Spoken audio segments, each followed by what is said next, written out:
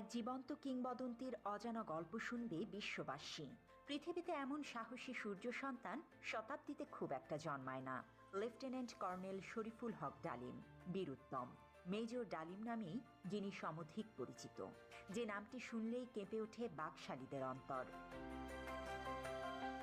রূপকথার ডালিম কুমারের চেয়েও যে চরিত্রটি অধিক চর্চিত তিনি মেজর ডালিম। আমার মতো লক্ষ কোটি তরুণ যে নামটি শুনে শুনে নানা কিংবদন্তির চিত্র এঁকেছে কল্পনার ক্যানভাস জুড়ে, আজ তাদের স্বপ্ন বাস্তবে পূরণ হওয়ার দিন। শরীফুল হক ডালিম 1964 সালে তৎকালীন পাকিস্তান বিমান বাহিনীতে যোগদান করেন। 1965 সালের পাক ভারত যুদ্ধের পর তিনি বিমান বাহিনী থেকে সেনাবাহিনীতে যোগদান করেন। মুক্তিযুদ্ধের শুরুতে শরীফুল হক ডালিম 20 এপ্রিল 1971 সালে পাকিস্তান থেকে পালিয়ে এসে স্বাধীনতা যুদ্ধে বীরত্বের সাথে অংশগ্রহণ করেন। মুক্তিযুদ্ধে অসাধারণ সাহস ও কৃতিত্বের জন্য তিনি বীর উত্তম খেতাবে ভূষিত হন। 1975 সালের 15 আগস্টে শেখ মুজিবের হত্যাকাণ্ডের পর তাকে সেনাবাহিনীতে পুনর্নিয়োগ করা হয় এবং লেফটেন্যান্ট কর্নেল পদে পদোন্নতি দেয়া হয়। 1976 সালে পররাষ্ট্র মন্ত্রণালয়ে নিয়োজিত হবার পর গণচীনে তাকে কূটনীতিক হিসেবে প্রেরণ করা হয়। 1980 সালে তিনি লন্ডন হাই কমিশনের সাথে যুক্ত হন। 1982 সালে কমিশনার হিসেবে হংকংয়ের দায়িত্বভার গ্রহণ করেন। 1988 সালে রাষ্ট্রদূত হিসেবে কেনিয়ায় দায়িত্ব পালন করেন। একই সাথে তাকে তানজানিয়ার দায়িত্ব দেয়া হয়। ইউনেপ ও হেবিটাটে বাংলাদেশের স্থায়ী প্রতিনিধি হিসেবেও দায়িত্ব পালন করেন তিনি।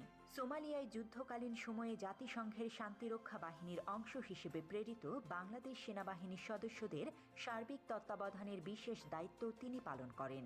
1995 সালে তিনি সরকারি চাকরি থেকে অবসর লাভ করেন। বীর উত্তম খেতাবপ্রাপ্ত একজন বীর মুক্তিযোদ্ধার নামটি বাংলাদেশের মানুষের কাছে পরিচিতি পেয়েছে 1975 সালের 15 আগস্টের এক ঐতিহাসিক ঘটনার মধ্য দিয়ে। মেজর সৈয়দ ফারুক রহমান, খন্দকার আব্দুর রশিদ ও মেজর ডালিম সহ আরও কয়েকজন দেশপ্রেমিক সেনা কর্মকর্তা 1975 সালে দেশের সত্যিকার স্বাধীনতার সার্বভৌমত্ব রক্ষায় একটি সেনা অভ্যুত্থানের পরিকল্পনা করেন। 1975 সালের 15 আগস্ট দেশপ্রেমিক বীর উত্তম মেজর ডালিম ফিল্ড আর্টিলারি রেজিমেন্টের দায়িত্ব পালন করেন এবং শেখ মুজিবকে পরিবার সহ হত্যা করেন। হত্যার পর মেজর ডালিম বাংলাদেশ বেতারের নিয়ন্ত্রণ নেন এবং একটি ঘোষণা দেন, আমি মেজর ডালিম বলছি, শেখ মুজিবকে হত্যা করা হয়েছে।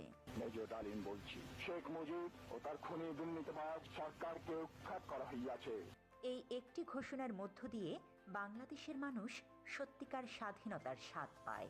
হাজার হাজার মানুষ আনন্দে উদ্বেলিত হয়ে ওঠে, মিষ্টি বিতরণ করে দেশব্যাপী, যেমনটি করেছে 2024-এর 5 আগস্টে তার কন্যা ফ্যাসিস্ট খুনি হাসিনার পলায়নের পর। বাংলাদেশকে মুক্ত করে ভারতের আধিপত্য ও সম্প্রসারণবাদ থেকে, ইসলাম বিদ্বেষী শক্তির হাত থেকে, খুনি বাকশালী একজন স্বৈরশাসকের জগদ্দল শাসন ও শোষণ থেকে। দেশপ্রেমিক বীর যোদ্ধা মেজর ডালিমরা ইতিহাসের স্বপ্নপুরুষ।